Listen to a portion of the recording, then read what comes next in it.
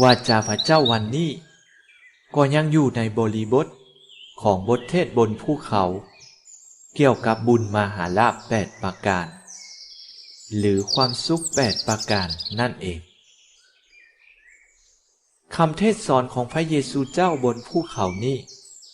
บ่ได้ขัดแย้งกับคำเทศสอนของโมเสสเกี่ยวกับพระบัญญัติ10ประการแต่คำเทศสอนของพระเยซูเจ้านี้ทำให้พระบัญญัติ10ประการนั้นสมบูรณ์ขึ้นทุกคนที่ฟังคำเทศสอนของพระองค์และนำไปปฏิบัติจะได้พบกับแสงสว่างแห่งชีวิตและค่ายคือกับพระบิดาเจ้าสวรรค์คือเป็นผู้ดีบริบูรณ์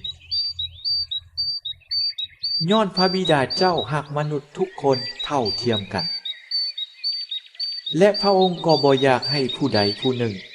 ต้องจิบหายวายวอดย้อนบาปของเขาดังนั้นพระองค์จึงสอนพวกเราให้ฮู้จักฮักแพงซึ่งกันและกันและความฮักนี้บ่ได้หยุดอยู่แต่ผู้ที่ฮักพวกเราเท่านั้นแต่ความฮักนี้ยังแผ่กว้างออกไปถึงผู้ที่เคียดชังและเป็นศัตรูกับพวกเราอีกด้วยเมื่อพวกเราปฏิบัติความฮักนี้ได้พวกเราก็จะกลายเป็นลูกของพระบิดาเจ้าสวรรค์ผู้เป็นองค์แห่งความฮักนั่นแหละ